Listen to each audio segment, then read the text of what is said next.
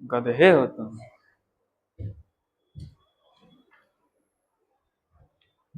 वो दोनों नहीं आई है आज।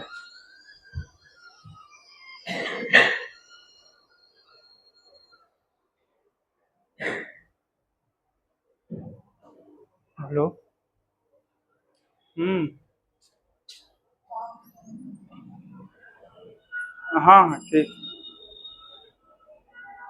कते रहे।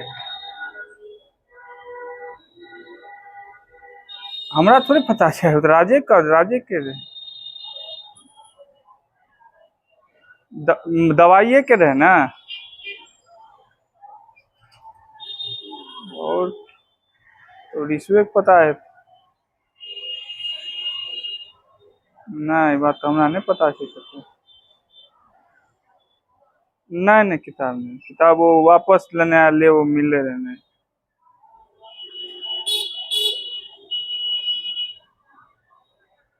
ठीक ठीक। ठीक।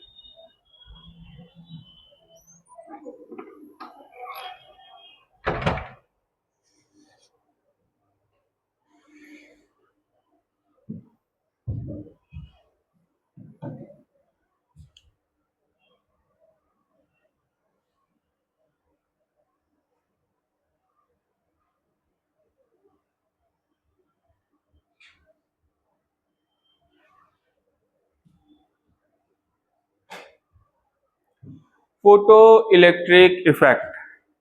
ठीक है। पार्टिकल नेचर को सपोर्ट करने के लिए एक और एक्सपेरिमेंट किया गया। ठीक है। और उस एक्सपेरिमेंट से जो रिजल्ट आया वो सचमुच में चौंकाने वाला था। इतना चौंकाने वाला था कि पार्टिकल नेचर के जो कॉन्सेप्ट है उसको आम जनता तक फैला दिया इसने, मोदी जी की भाषा में। तो फोटो इलेक्ट्रिक इफेक्ट बहुत ही इंपॉर्टेंट एक्सपेरिमेंट हुआ। और इसके बाद इसकी जो इक्वेशन दी गई, जो इक्वेशन किसके द्वारा दी गई थी? द ग्रेट आइंस्टाइन के द्वारा। उसके बाद ये लोग बहुत ही, हाँ, आइंस्टीन के द्वारा, अपने जो बगल में रहते थे थोड़ा दूर पे। तो उसके बाद ये एक्सपेरिमेंट ने ये प्रूफ कर दिया कि पार्टिकल नेचर जो है उसको सीरियसली लिया जाए, और लाइट को आप लोग ड्यूअल बिहेवियर की तरह देखेंगे। वो वेव भी है, वो पार्टिकल भी है। ठीक है। तो आज हम लोग देखेंगे बहुत ही इंपॉर्टेंट सा एक्सपेरिमेंट, फोटो इलेक्ट्रिक इफेक्ट। ठीक है। सबसे पहले तो ये होता क्या है? इसमें दो टर्म है, एक फोटो, दूसरा है इलेक्ट्रिक, तीसरे के बारे में तो आप लोग जानते ही है, इफेक्ट। ये दो टर्म पे ध्यान दीजिएगा, फोटो, दूसरा है इलेक्ट्रिक। ये फोटो कहां से आया? हाँ, इससे नहीं आया है, ये लाइट से आया है। किससे आया है ये? तो ये फोटो जो बेसिकली है आपको, ये फोटोन से आया है, लाइट का पार्टिकल। और ये इलेक्ट्रिक तो सभी लोग जानते ही है।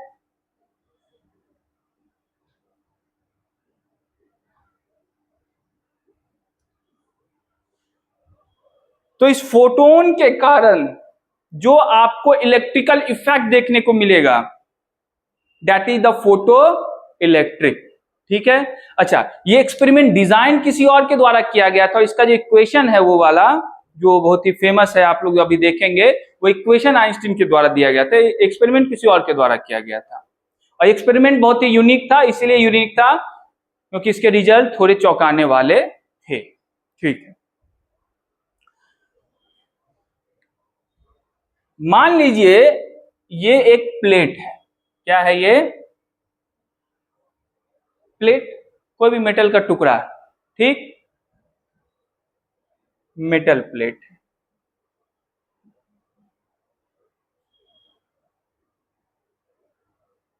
और इस पे क्या कर रहे हैं आप लोग? किसी पर्टिकुलर फ्रीक्वेंसी का लाइट फॉल करवा रहे हैं। इस पे क्या हो रहा है? कोई लाइट फॉल करवा रहा है। कोई दिक्कत?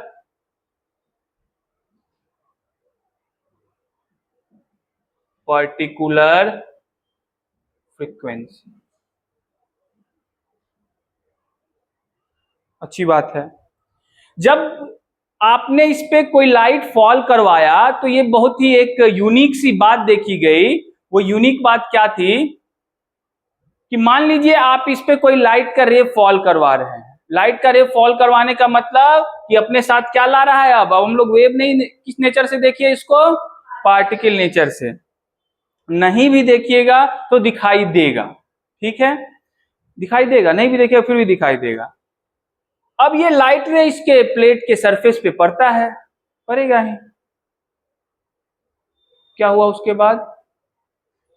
इसके बाद रिकॉर्ड किया गया कि इस सरफेस से इलेक्ट्रॉन इजेक्ट होने शुरू हुए हैं।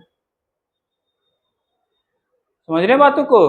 क्या देखा गया कि सरफेस से इलेक्ट्रॉन इजेक्ट होने शुरू हुए, और इस सरफेस से जो इलेक्ट्रॉन इजेक्ट होना शुरू किया तो हमने उसका क्या किया, कलेक्शन करना शुरू किया।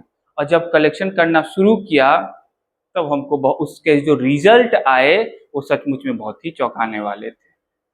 ठीक है, तो फोटो इलेक्ट्रिक इफेक्ट बेसिकली यही है कि अगर आप किसी मेटल सरफेस पे एक पर्टिकुलर फ्रीक्वेंसी का लाइट, पर्टिकुलर पे भी ध्यान दीजिएगा, उस पर भी चर्चा होगी, पर्टिकुलर फ्रीक्वेंसी का लाइट फॉल करवाएगा तो उसके बाद वहां से किसका इजेक्शन होता है, इलेक्ट्रॉन का इजेक्शन। और ये बात मामूली लग रही है क्या आपको? मेटल प्लेट पे लाइट रे फॉल करवाइए और इलेक्ट्रॉन का क्या होने लगे, इजेक्शन होने लगे। बात मामूली लग रही है ना, लेकिन उतनी भी मामूली बात नहीं है। ठीक है, तो this is the photo electric effect. इतना भर नहीं है, बहुत सारी चीजें इसमें है।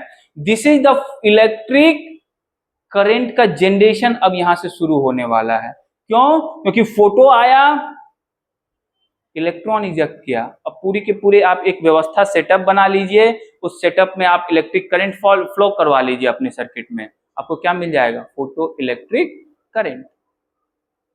कोई दिक्कत यहां तक समझने में? फोटो इलेक्ट्रिक इफेक्ट बेसिकली क्या है, जब आप किसी पे मेटल प्लेट पे पर्टिकुलर फ्रीक्वेंसी का लाइट फॉल करवाते हैं तो उस मेटल प्लेट से किसका इजेक्शन होता है, इलेक्ट्रॉन का इजेक्शन होता है। एंड दैट्स इलेक्ट्रॉन का इजेक्शन, उसी इलेक्ट्रॉन को हम लोग फोटो इलेक्ट्रॉन भी बोलते हैं। क्या बोलते हैं? कोई दिक्कत? क्योंकि उसका इजेक्शन किसके कारण हुआ है, फोटोन के कारण। कोई दिक्कत यहां तक? तो इस इफेक्ट को सबसे पहले हम लोग डिफाइन कर लेते हैं। तो कैसे डिफाइन करेंगे ऋषु? तो मैंने एक टर्म बता रहा हूं, पार्टिकुलर। पार्टिकुलर का क्या मतलब है समझ लीजिए। यहां पे मैं आपको 2-3 कंडीशन देता हूं। कैसा कंडीशन देता हूं, ये आपको भी पता होगा या अभी यहां से लग रहा होगा कि कोई भी मेटल प्लेट किसी भी फ्रीक्वेंसी का लाइट उस पर गिराएगा तो क्या इलेक्ट्रॉन के इजेक्शन करना शुरू कर देगा क्या?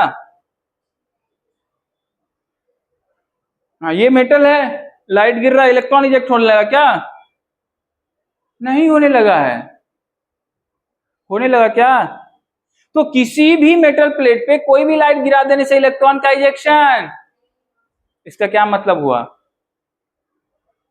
कि कहीं ना कहीं इस लाइट के या इस फोटोन के एनर्जी का रिलेशन इस मेटल प्लेट्स के साथ है ना?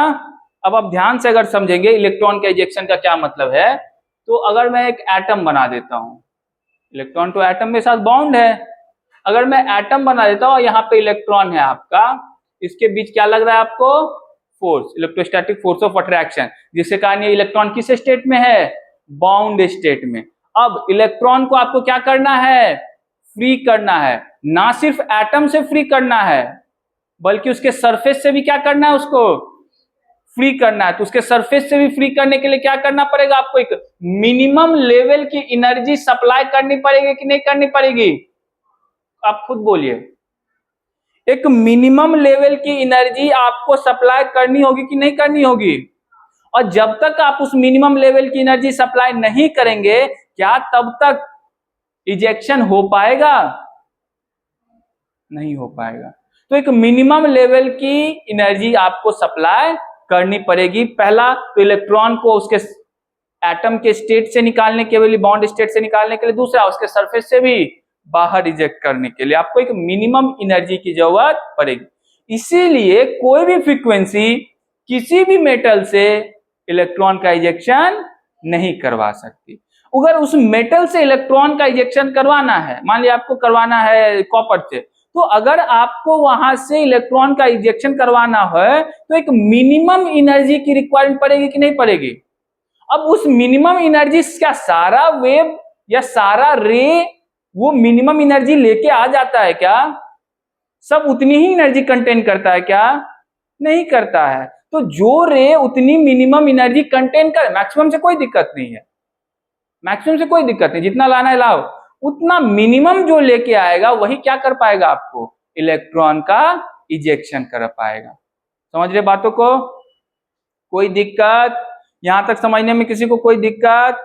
ये बात समझ गए ना कि हर एक मेटल से सारा वेव गिरा देने से, सारा रे ऑफ लाइट गिरा देने से वो इलेक्ट्रॉन का इजेक्शन नहीं होने वाला है, एक मिनिमम एनर्जी की जरूरत पड़ेगी।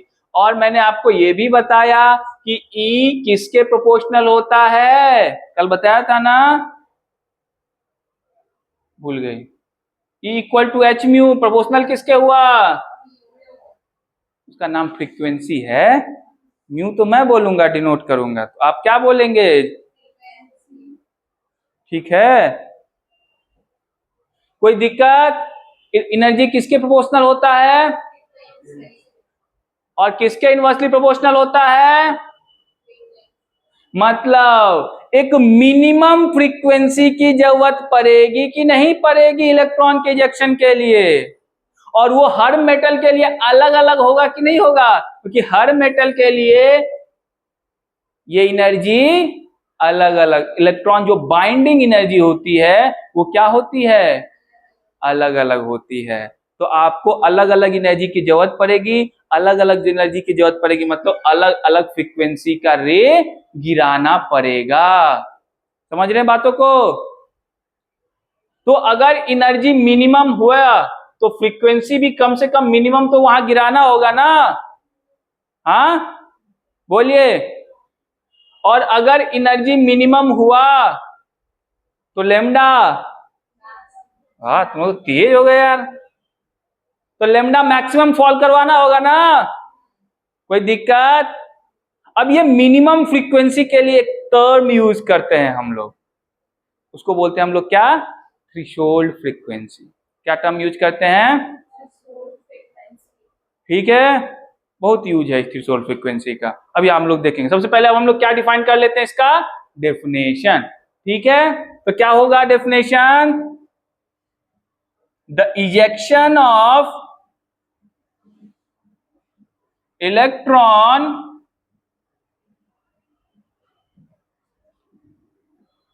from the metal surface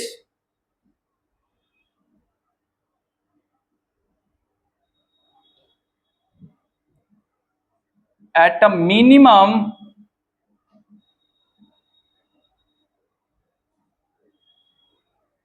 value of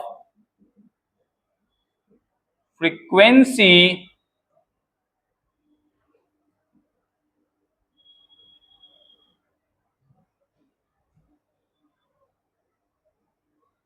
एक पर्टिकुलर लिख देता है ज्यादा से, is termed as what? Photoelectric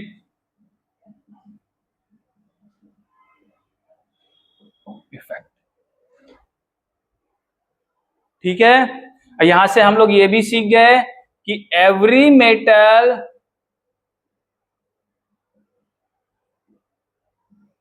have different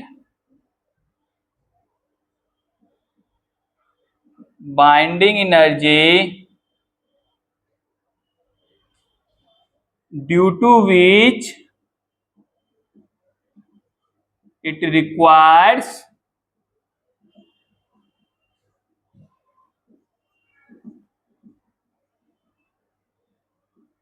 different value of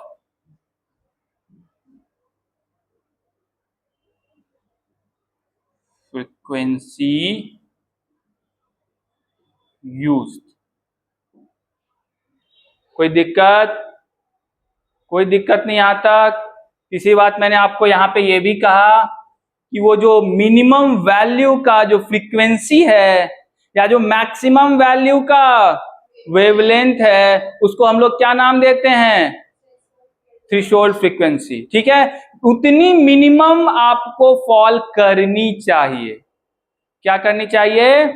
उतनी मिनिमम करनी चाहिए। ठीक है, अब इसको थोड़ा ध्यान से देखिए ये कैसे पता चला होगा। मान लीजिए यहां पे लाइट आपको फॉल करवाया जा रहा है। क्या करवाया जा रहा है? लाइट फॉल करवाया जा रहा है। और आप क्या कर रहे हैं, ध्यान से देखिएगा। फ्रीक्वेंसी मान लीजिए यहाँ पे जो लाइट सोर्स कहीं से आप ला रहे हैं उसमें आप चेंज कर सकते हैं। आपके पास वो पावर है, आपके पास वो इंस्ट्रूमेंट दिया गया है कि आप डिफरेंट फ्रीक्वेंसी का लाइट यूज कर सकते हैं। कोई दिक्कत? आप सबसे पहले म्यू1 फ्रीक्वेंसी का लाइट यूज किए तो आपने यहाँ पे इस स्क्रीन पे देखा कि कोई इलेक्ट्रॉन उसके पास नहीं आया है। म्यू1 किया, कोई इलेक्ट्रॉन नहीं आया। म्यू2 किया, कोई इलेक्ट्रॉन नहीं आया। लेकिन आपने जैसे ही म्यू3 किया, कुछ इलेक्ट्रॉन वहां पहुंचा, सम इलेक्ट्रॉन वहां पहुंचा। इसका क्या मतलब हुआ कि अगर आप इस म्यू3 के नीचे कोई भी फ्रीक्वेंसी दे, कोई भी फ्रीक्वेंसी गिरा दे, कोई भी इलेक्ट्रॉन का इजेक्शन पॉसिबल नहीं है। फोटो इलेक्ट्रिक इफेक्ट में मिनिमम, जिसको हम लोग थ्रेशोल्ड बोल रहे हैं, मिनिमम फ्रीक्वेंसी रिक्वायरमेंट है। और अगर मिनिमम फ्रीक्वेंसी रिक्वायरमेंट नहीं हुआ तो वो कभी इलेक्ट्रॉन नहीं देने वाला। यही डिफरेंस है क्लासिकल। देखिए कैसे समझिए इसको। क्लासिकल क्या कहता है? फ्रीक्वेंसी से उसको लेना देना, किससे लेना देना है? इंटेंसिटी। किससे? कितनी इंटेंसिटी की लाइट मेटल पे पड़ रही है। अब क्लासिकल कहता है छोड़ दो फ्रीक्वेंसी, मेटल पे लाइट गिराओ, हाईली इंटेंसिटी 50 बल्ब लगा दो। 50 बल्ब लगाने का मतलब इंटेंसिटी बढ़ गया। अब इंटेंसिटी बढ़ गया तो वहां से इलेक्ट्रॉन का इजेक्शन ज्यादा हो जाना चाहिए था। अरे ज्यादा नहीं, कम से कम हो तो जाना चाहिए था क्लासिकल के अकॉर्डिंग। फ्रीक्वेंसी सबकी एक ही है, 50 बल्ब एक ही फ्रीक्वेंसी का लगा दो, इलेक्ट्रॉन का इजेक्शन तो हो जाना चाहिए था।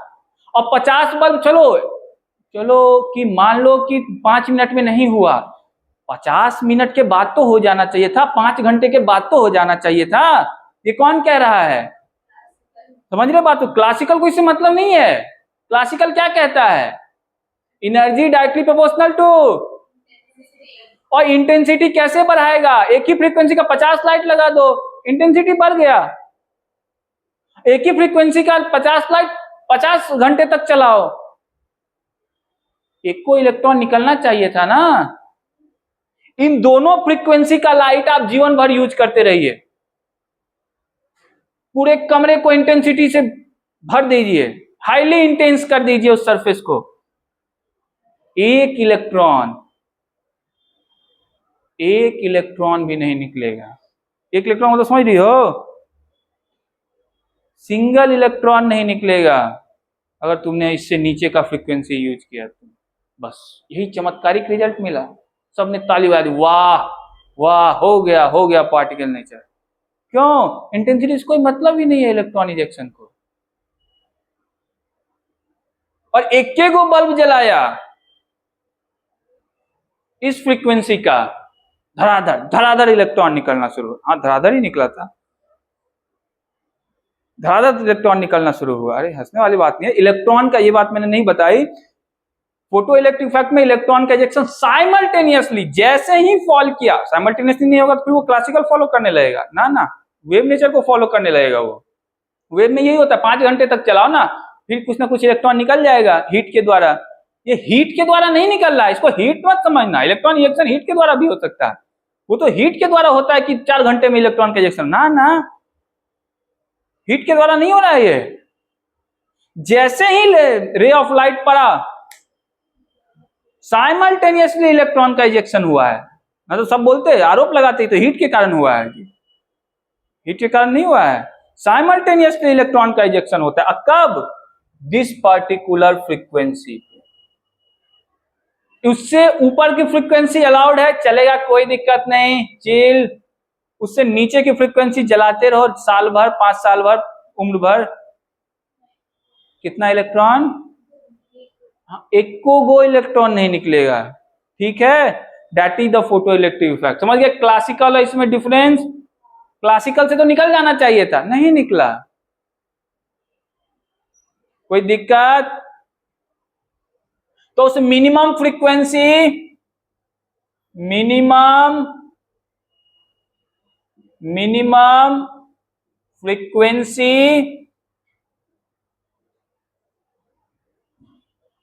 इज टर्म्ड एज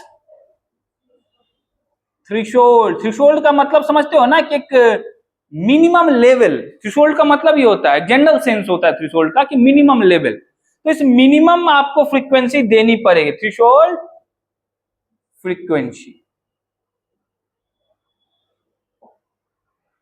कोई दिक्कत?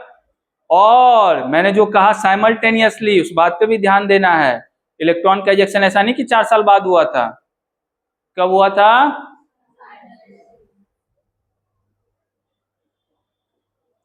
Simultaneously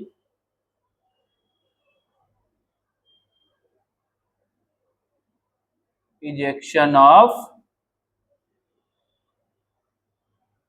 electrons. समझ गए बातों को कि नहीं समझे? कोई दिक्कत? कोई दिक्कत नहीं। तो वेव मॉडल से कैसे डिफरेंट है ये भी हम लोगों ने देख लिया अभी। और वो एक पर्टिकुलर वेवलेंथ का लाइट, सॉरी, या पर्टिकुलर फ्रीक्वेंसी का लाइट आप जब तक फॉल नहीं करवाइएगा तब तक आपको इजेक्शन नहीं होगा।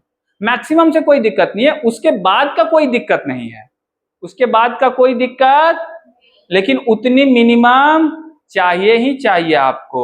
और अगर आपने उस पर्टिकुलर फ्रीक्वेंसी की लाइट फॉल करवा दी, फोटो इलेक्ट्रॉन इजेक्ट होने लगेगा। That is photo electric effect. अब इसको हम लोग मैथमेटिकल फॉर्म में कैसे देखेंगे, यूज कैसे कर सकते हैं, वो हम लोग आगे देखेंगे। बट जो इफेक्ट है बेसिकली, और जो इफेक्ट आपको चौंकाने वाली रिजल्ट थी, वो यही थी। क्या थी? कि एनर्जी ऑफ अ रे किस पे डिपेंड कर, यहां से भी ये प्रूफ हो रहा है ना कि एनर्जी ऑफ अ लाइट किस पे डिपेंड करता है? उसके फ्रीक्वेंसी पे, ना कि उसके इंटेंसिटी पे। कोई दिक्कत? यहां से तो ये बात साबित हो जाती है। एनर्जी किस पे डिपेंड करती है? फ्रीक्वेंसी पे या वेवलेंथ पे। ठीक है, इस बातों को जल्दी लिखिए तो हम लोग आगे बढ़ेंगे। पूछना है किसी को कुछ? थ्रेशोल्ड फ्रीक्वेंसी हर एक मेटल का अलग होता है, उसको हम लोग अलग नाम भी देंगे, अभी आएगा अभी वो टर्म। ऑब्वियस, वो तो मैंने बता ही दिया कि हर एक मेटल के लिए आपको अलग अलग, क्योंकि बाइंडिंग एनर्जी अलग अलग होती है, तो सब एक ही फ्रीक्वेंसी पे तो कर नहीं सकता है। सबकी थ्रेशोल्ड क्या होगी? अलग अलग होगी। कॉपर की अलग होगी, जिंक की अलग होगी, फेरस की अलग होगी। सबसे कम किसका होता है? अब ये बात मुझे याद तो नहीं कि सबसे कम किसका होता है, भी याद नहीं। ये जनरल नॉलेज का सवाल चल रहा है क्या यहाँ पे? भारत को खेल रत्न कितना मिला, ये सब याद क्यों करना? ये दिया रहता है, कहीं पे कोई देख लेगा वो टेबल बना रहता है, बेकार की चीजें। जो चीजें आपको डाटा दी रही है आप उसे याद करेंगे, यही काम बचा है मुझे। हाँ, अच्छी बात है, कोई बात नहीं, मैं भी ऐसे ही बता रहा हूँ। बायो वाले की आदत होती है, से पत्ती के ऊपर में जो वो उजला सा दिख रहा है उसका क्या नाम है? क्या नाम है, मुझे क्या करना, नाम याद करके अपन कैरेक्टरिस्टिक याद करेंगे कि ऐसा क्यों है, उस पर ध्यान देंगे कि नाम याद करें। नामों में ही उलझे रहो तुम लोग।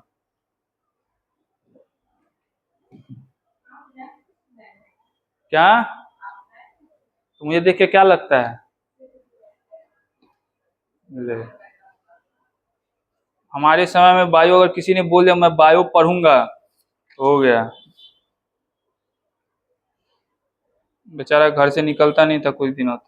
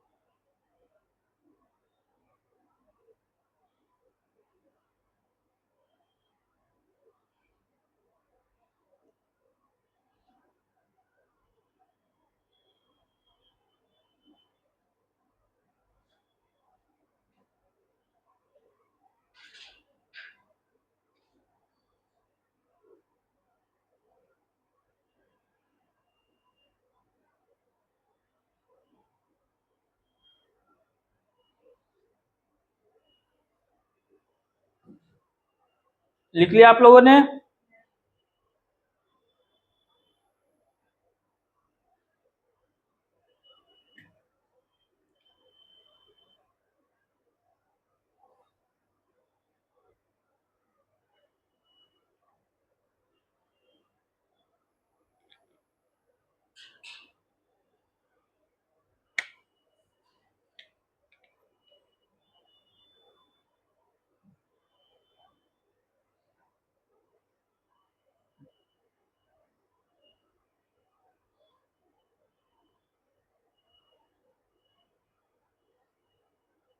गीतांजलि समझ रही बातों को? हाँ हाँ, तो इसे क्यों बोल रही है कि तुम दोनों सुरती मूर्ति, उसको देखो, उसको गर्मी अब कम है फिर भी उसको लग रहा है कि अब तो ठीक है ना। मैथ वाले देखो एक क्लास करने के लिए आ गए, बायो वाले मान लो चलो बायो भी हो गया, इन तीनों को देखो कितनी मेहनत के साथ आए हैं। इन तीनों को भूल जाती है कि वो बायो पढ़ती है कि मैथ।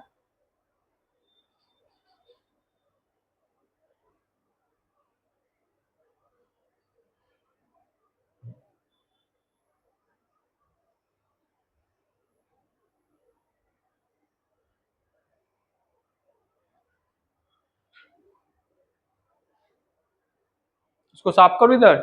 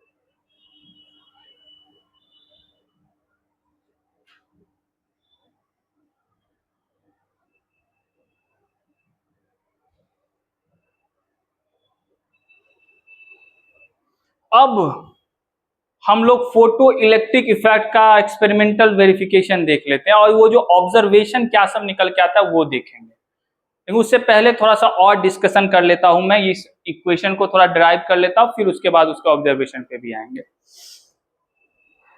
मैंने आपको बता दिया फोटो इलेक्ट्रिक इफेक्ट में होता क्या है, there is ejection of electron by the effect of photon, that is simple. अब उस इलेक्ट्रॉन को अगर आप आउटर सर्किट में फ्लो करवा दीजिए तो आपको क्या मिलने लगेगा? सुना नहीं आपने?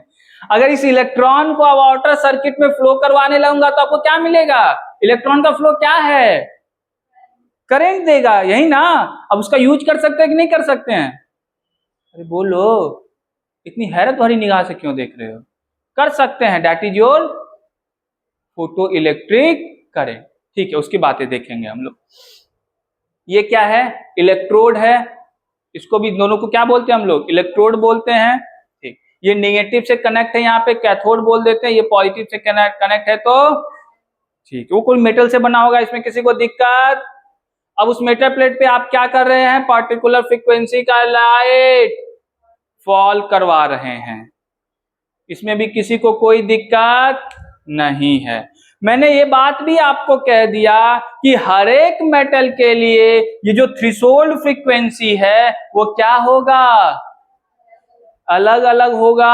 इसका क्या मतलब है कि हर एक इलेक्ट्रॉन से एसोसिएटेड एनर्जी जो इलेक्ट्रॉन को बाइंड करके रखती है वो क्या होती है? अलग अलग होती है। बहुत बढ़िया। तो आपको अलग अलग मेटल के लिए अलग अलग फ्रीक्वेंसी का यूज भी करना पड़ सकता है। कोई दिक्कत? कोई दिक्कत नहीं। इतनी बातें समझ गए? रिशु तुम समझ गए बातों को? समझ गए ना? ठीक है, तो एक टर्म यूज करते हैं हम लोग, वर्क फंक्शन। क्या यूज करते हैं? इसको समझो, ये वर्क फंक्शन क्या होता है। मैंने अभी अभी आपको बताया कि डिफरेंट मेटल के लिए एनर्जी की रिक्वायरमेंट अलग। तो वो जो मिनिमम एनर्जी, एक मिनिमम एनर्जी होगा कि इतना एनर्जी अगर मेटल को दे दिया, इलेक्ट्रॉन क्या कर देगा?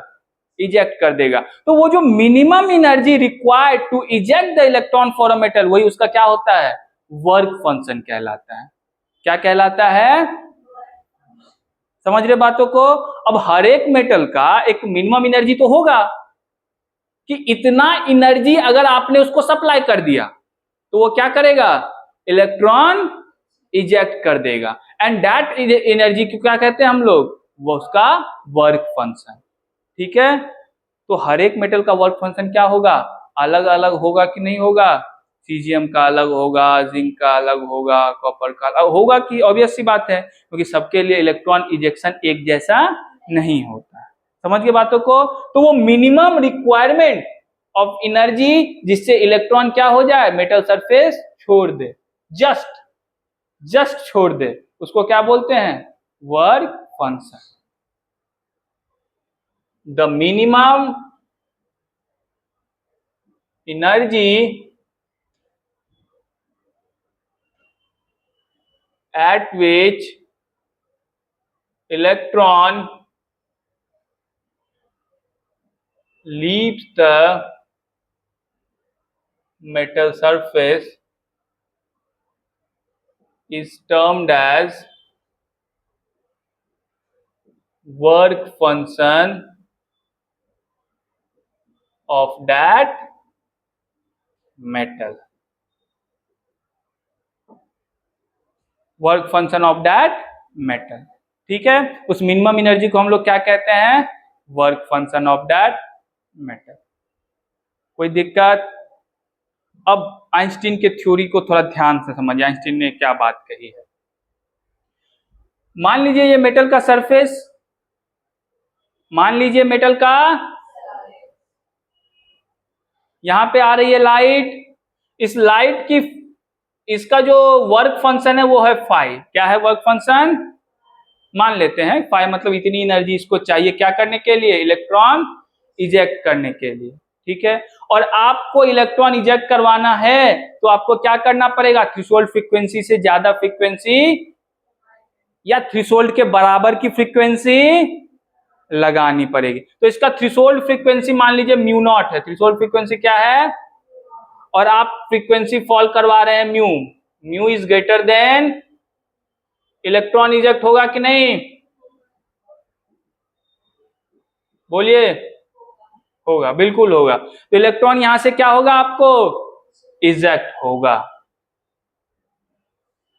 कोई दिक्कत, क्योंकि म्यू नॉट से क्या है, ज्यादा फ्रीक्वेंसी की लाइट आपने यूज किया है। अब ध्यान से समझिए आइंस्टीन क्या कहते हैं। आपने तो कहा था कि मिनिमम फ्रीक्वेंसी ही दोगे तो इलेक्ट्रॉन क्या हो जाएगा, वहां से इजेक्ट हो जाएगा। लेकिन अगर आपने फ्रीक्वेंसी उस मिनिमम से ज्यादा दे दिया तो क्या हुआ, ठीक है, इजेक्ट होने के बाद क्या हुआ, बाकी एनर्जी कहां गई, क्योंकि उसकी एनर्जी तो ज्यादा थी इससे, ऑब्वियस सी बात है, इसके वर्क फंक्शन से आपने ज्यादा एनर्जी दी ना, वो एनर्जी कहां गई,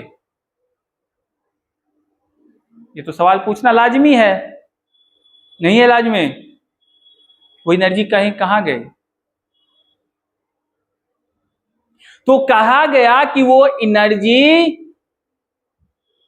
उसी इलेक्ट्रॉन के साथ चली गई as a kinetic energy. Kinetic energy का नाम सुने हो ना, जो इलेक्ट्रॉन को मूव करवा रहा है, जिसके कारण इलेक्ट्रॉन में क्या है, अच्छा, वर्क फंक्शन के अगर इक्विवेलेंट एनर्जी तुम दे देते, पेन उठाओ सबसे पहले, वर्क फंक्शन के इक्विवेलेंट एनर्जी अगर तुम दे देते हो तो इलेक्ट्रॉन जस्ट इजेक्ट हो जाएगा, जस्ट, तो समझो, फील करो इस बातों को। अगर तुमने वर्क फंक्शन के बराबर एनर्जी दिया, इलेक्ट्रॉन ने जस्ट सरफेस छोड़ा है, उसको बाहर लाने के लिए भी तो एनर्जी की जरूरत पड़ेगी ना जी, पड़ेगी कि नहीं पड़ेगी। तो अगर वो इलेक्ट्रॉन बाहर अपने आप आ रहा है तो मतलब इलेक्ट्रॉन के पास क्या है, वो एनर्जी कहां से आ रही है, भगवान दे रहे हैं,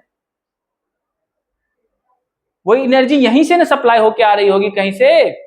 तो अगर आपने एनर्जी म्यू नॉट के बराबर, बस थ्रेशोल्ड के बराबर एनर्जी दी, अगर एनर्जी एच म्यू नॉट आपने दी तो इलेक्ट्रॉन इजेक्ट तो हो जाएगा, लेकिन सरफेस को छोड़ना मुश्किल होगा, उसके पास कोई एनर्जी, काइनेटिक एनर्जी नहीं बचेगी। कोई दिक्कत।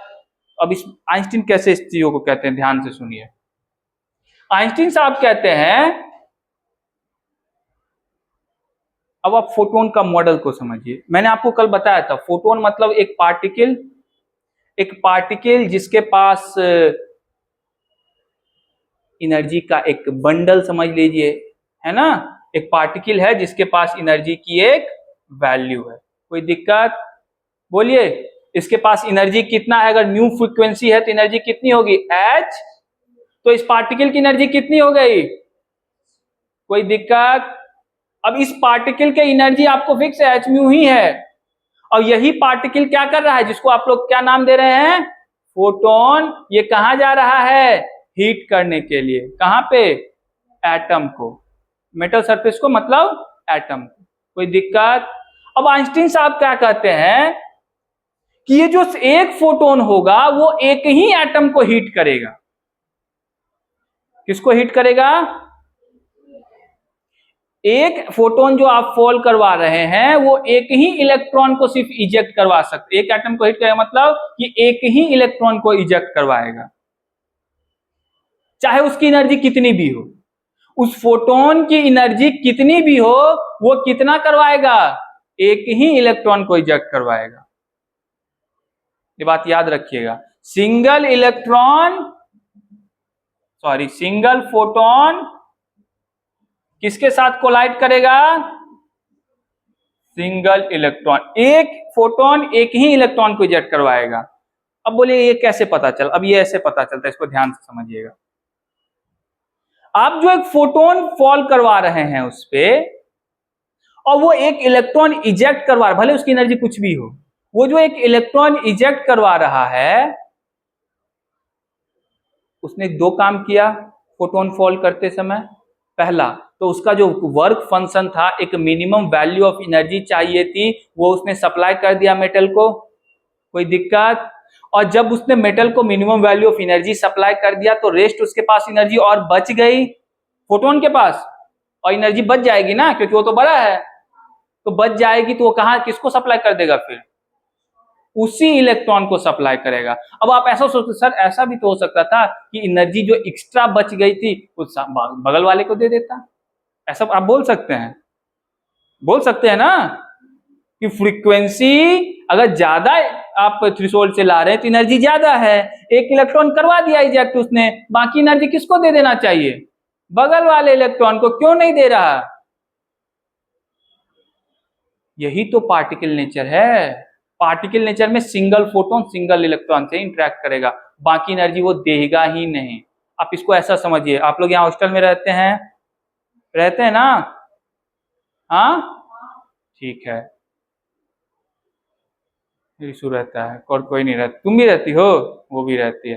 तो आपके पिताजी आए, आपके पिताजी पैसा लेके आए 20,000 रुपए, कितना लेके आए? ज्यादा रकम नहीं होती, चाहने की जरूरत नहीं है, कुछ नहीं होता, तुम नहीं रहती हॉस्टल में इसीलिए आए। हॉस्टल का फी था मान लीजिए 15,000 दे दिया, 2,000 और कुछ सामान में खर्चे हो गए, 3,000 रुपए बचे। घर तो नहीं ले जाएंगे मुझे पता है, 3,000 वो क्या करेंगे, तुम्हें जरूरत भी नहीं है 3,000 की, उन्हें पता है। तुम्हारे दोस्त ने भी हॉस्टल का फी नहीं भरा है, तुम्हारे पिताजी क्या करते हैं, जाके तुम्हारे दोस्त को दे देते हैं 3,000। क्या किसको देते हैं 3,000? तुम्हें जरूरत नहीं है उस 3,000 की, फिर भी देते किसी को है, तुम्ही को। फोटोन भी वही है, तुम्हारे पिताजी फोटोन, तुम इलेक्ट्रॉन, चाहे कितना भी एनर्जी लेके आए, 20,000 लेके आए कि 1,00,000 लेके आए, रेस्ट अमाउंट किसको देना है, तुम ही को देना है। बगल वाले का हॉस्टल का फी तुम्हारे पिताजी नहीं जमा करने वाले हैं, मुझे पता है। फोटोन जब तुम्हारे पिताजी नहीं करेंगे तो फोटोन क्यों करेगा जी? फोटोन भी नहीं करेगा, फोटोन भी अपनी एनर्जी उसी इलेक्ट्रॉन को देगा। समझ रहे हो रिशु? यस। कोई दिक्कत इस बात में? आप समझ गए फोटोन का चक्कर? फोटोन क्या करेगा, एक तो पहले इलेक्ट्रॉन को बाहर निकलवाएगा सफिशिएंट एनर्जी देके, और जो बाकी एनर्जी बच जाएगा वो उसी इलेक्ट्रॉन को क्या कर देगा, दे देगा। ठीक है, ऐसा मत सोचना कि बगल वाले को दे देगा, ऐसा नहीं हो। सिंगल फोटोन सिंगल इलेक्ट्रॉन के साथ इंटरेक्ट। कोई दिक्कत? अब इसी बात को आधार बनाते हुए आइंस्टीन साहब ने अपना फेमस इक्वेशन दे डाला। क्या दे डाला?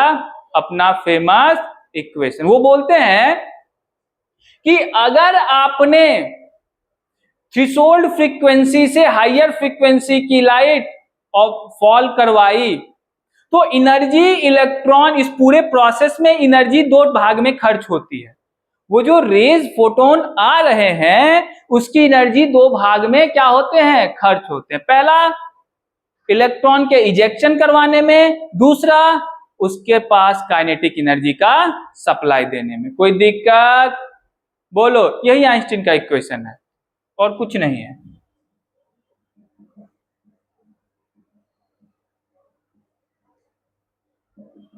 आइंस्टीन साहब क्या कहते हैं? द एनर्जी ऑफ फोटोन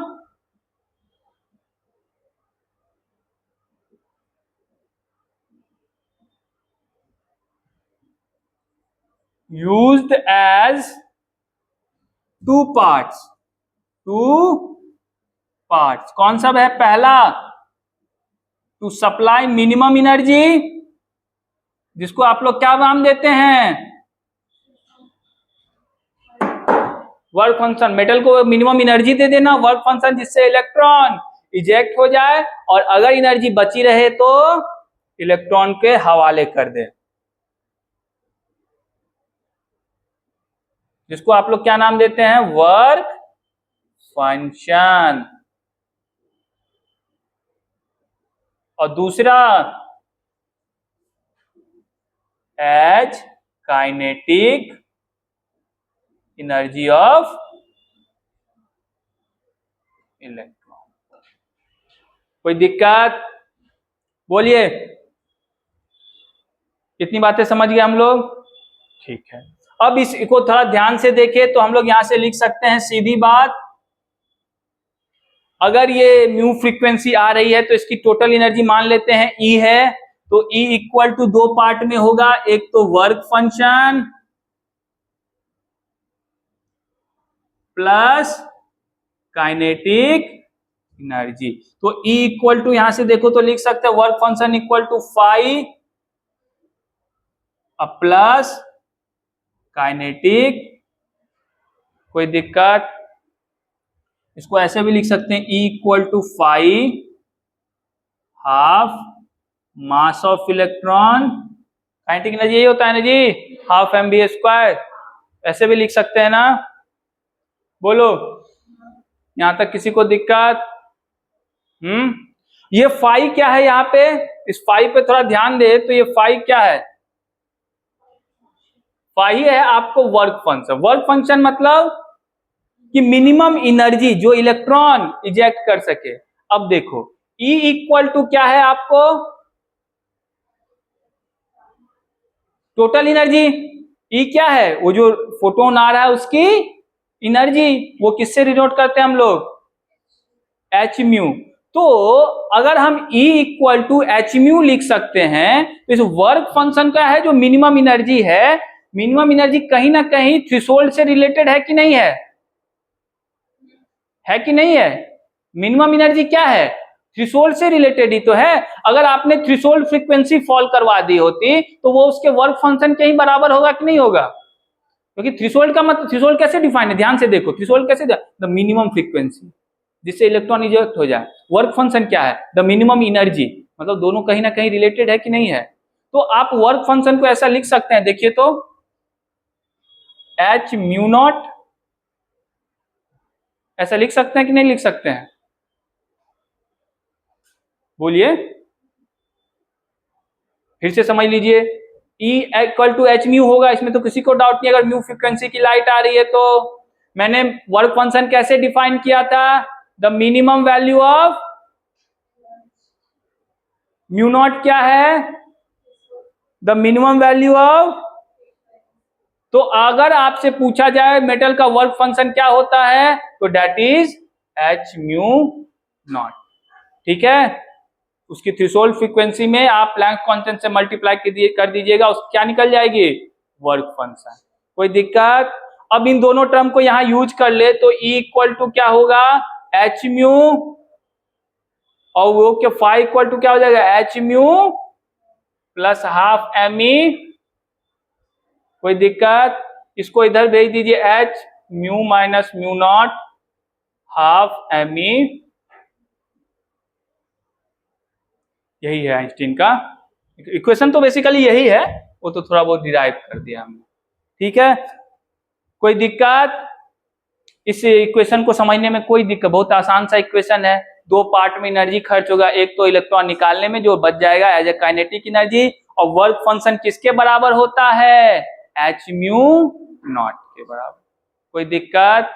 क्योंकि म्यू नॉट क्या है उसका, थ्रेशोल्ड फ्रीक्वेंसी। तो थ्रेशोल्ड फ्रीक्वेंसी, अच्छा आप लोग को क्या लगता है थ्रेशोल्ड फ्रीक्वेंसी किससे रिलेटेड है, मेटल से ही तो रिलेटेड है ना जी। मैं क्या कह रहा था कि हर मेटल का थ्रेशोल्ड फ्रीक्वेंसी अलग होगा, इससे क्या मतलब, ये म्यू नॉट जो है किससे रिलेटेड है, मेटल से ही। वर्क फंक्शन क्या है, मेटल का ही है मिनिमम, तो ये दोनों एक ही चीज है ना, ये अलग अलग चीज है, एक ही चीज है, ठीक है। कोई दिक्कत? लिख लीजिए इन बातों को।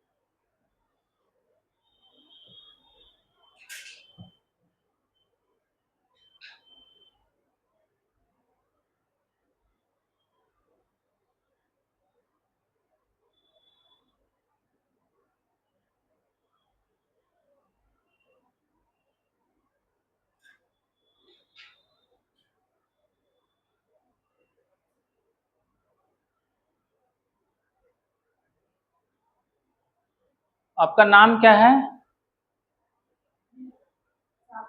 साक्षी।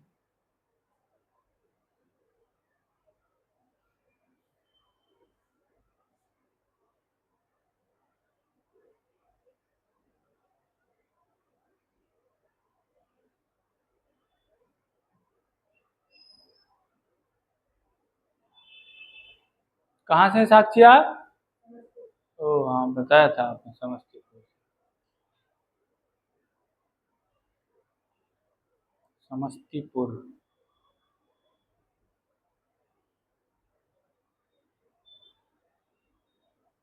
सीबीएसई से आप हैं?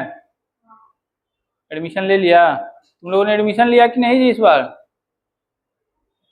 उनको पता भी नहीं कि एडमिशन हो गया है। एडमिशन हुआ तुम लोग का? हम्म। सब लोग इस बार बिहार बोर्ड में एडमिट हो गए क्या? सीबीएसई से आई हैं तुम?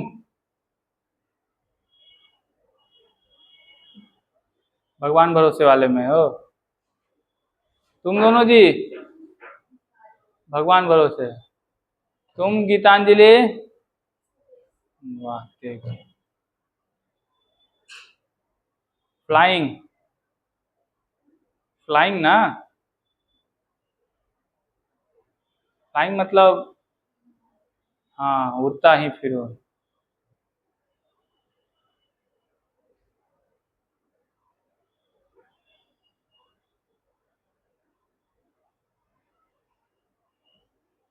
मैं जो कहता हूँ उसको ध्यान से समझिए। मैं जो लिखाता हूँ उसको तो लिख लीजिए, लेकिन मैं जो कहता हूँ उसे सुनना ज़्यादा जरूरी है, क्योंकि मैं लिखाने से ज़्यादा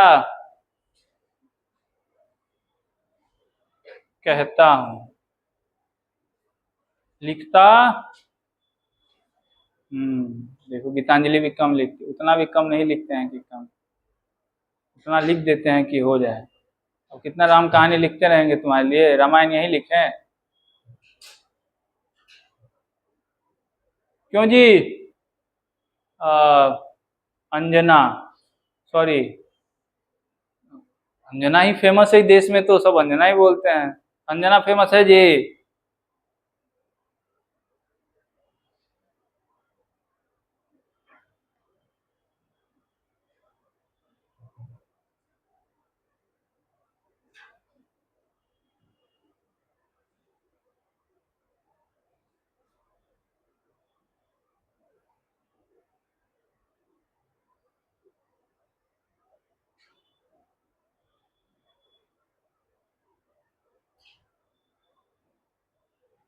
हो गया? तो लगता है एक्सपेरिमेंटल वाला काम कल ही हो पाएगा, हमको लग रहा है।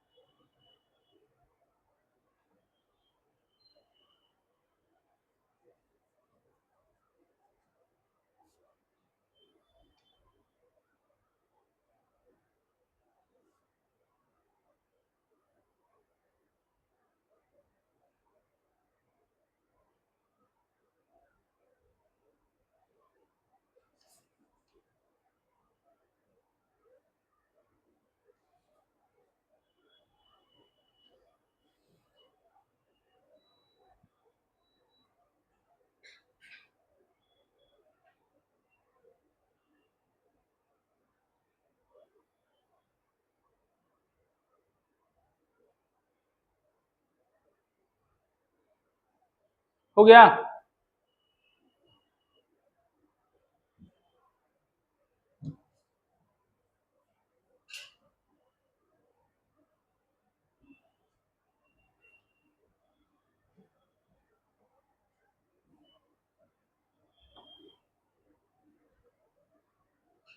हो गया था ना जी?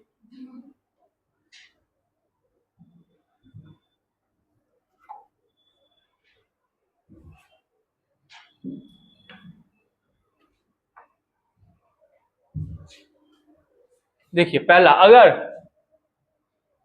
Mu equal to mu naught हो जाए, आप जो फ्रीक्वेंसी के लाइट दे रहे हैं वो जस्ट किसके बराबर है, थ्रेशोल्ड के बराबर, उस केस में देखिए तो आइंस्टीन इक्वेशन क्या कहता है, H mu minus mu naught equal to kinetic energy, तो mu equal to mu naught, तो काइनेटिक एनर्जी क्या हो जाएगा यहां से, होगा कि नहीं होगा, मतलब इलेक्ट्रॉन के पास कोई काइनेटिक एनर्जी नहीं बचेगा अगर उसका फ्रीक्वेंसी थ्रेशोल्ड के,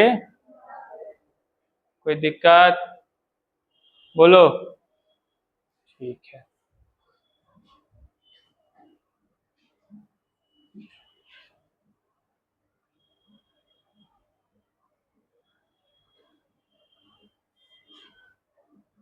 मैक्सिमम काइनेटिक एनर्जी क्या हो सकती है, कोई भी तुमने फ्रीक्वेंसी की लाइट फॉल करवाई तो उसकी मैक्सिमम काइनेटिक एनर्जी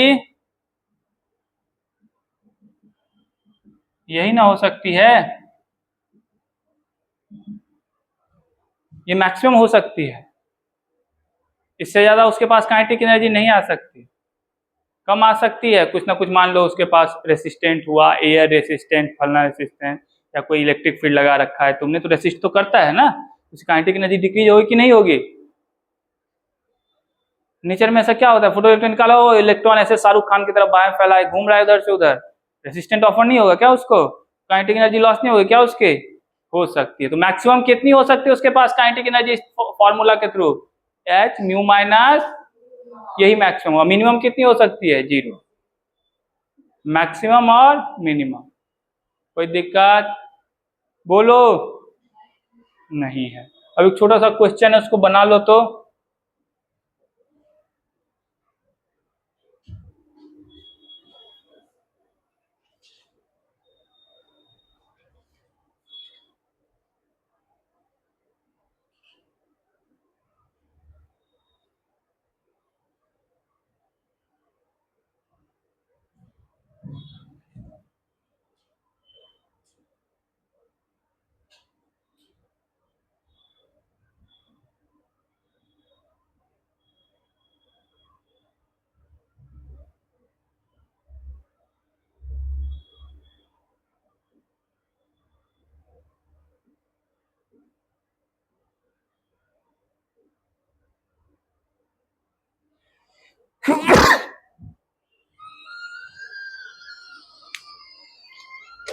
ओहो,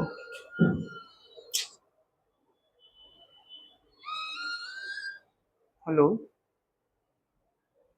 हाँ हाँ, ठीक ठीक, ठीक ठीक ठीक।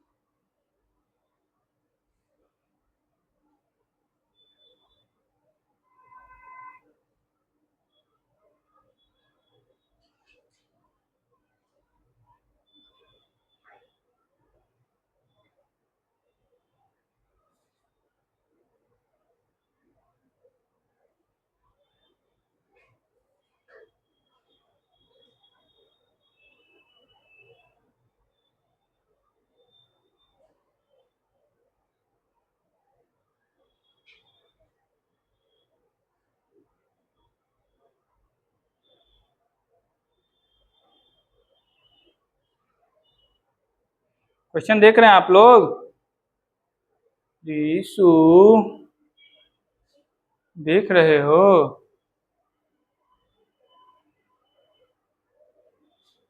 देख रहे हो या फिर कुछ सोच भी रहे हो,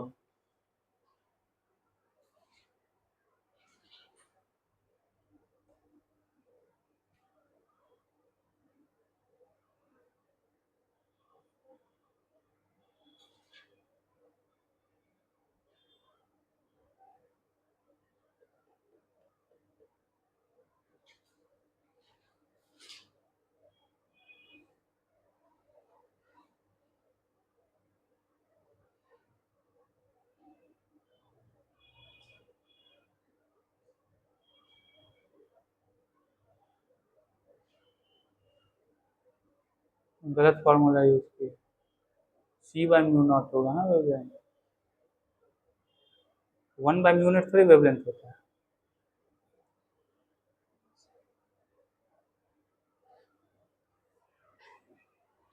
नहीं, अरे ये तो आसानी है, तूने मेरी बातों को ध्यान से सुना।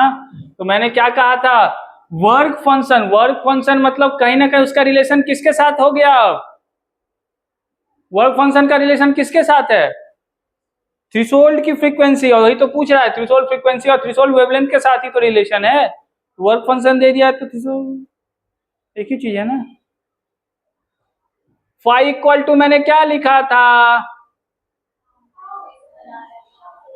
हाँ हाँ हाँ मुझे पता है, अब तो हो ही जाएगा, एच म्यू नॉट, नहीं, और फ्रीक्वेंसी को वेवलेंथ के टर्म में सी बाय लेमडा नॉट, कोई दिक्कत नहीं, lambda naught equal to H C by phi, कोई दिक्कत नहीं, एच की value 6.626, 10 to the power -34, 3 into 10 to the power 8, work function कितना है, अच्छा 2.5 इलेक्ट्रॉन वोल्ट में है, और ये वैल्यू किस में दी रहती है, जूल सेकेंड में, नहीं याद है, तो इलेक्ट्रॉन में लिख देता हूं मैं यहाँ पे, 1 electron volt equal to 1.6 into 10 power -19 joule होता है, जो इलेक्ट्रॉन पे चार्ज होता है ना उसी के बराबर होता है, ठीक है ना।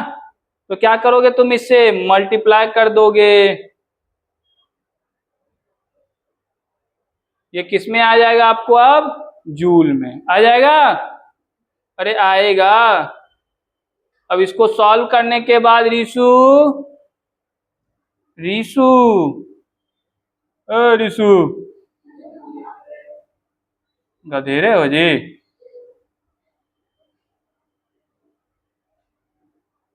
गधा इतना दूर से बोल रहे हैं, इसको आवाजें सुनाई नहीं दे रही, गधे रह जाएगा। 19/8 कितना होता है,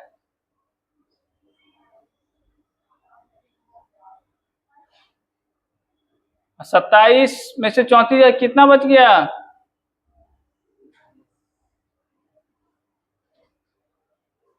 that is the threshold wavelength. अब तुम बोलोगे सर उसकी वैल्यू आप बताइए, तो यही काम मेरा बच गया क्या, क्यों गीतांजलि, यही काम बचा फिर,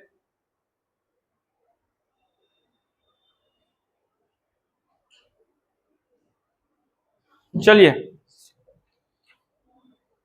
हाँ आज की कक्षा में यही समाप्त करता हूँ। एक्सपेरिमेंटल वेरिफिकेशन कल और इसमें देखना है, वो हम लोग कब देखेंगे, कल, ठीक है, एक्सपेरिमेंटल वेरिफिकेशन कल देखेंगे, उसमें और भी चीजें निकल निकल के सामने आएंगी जो आज नहीं आ पाई है, ठीक है।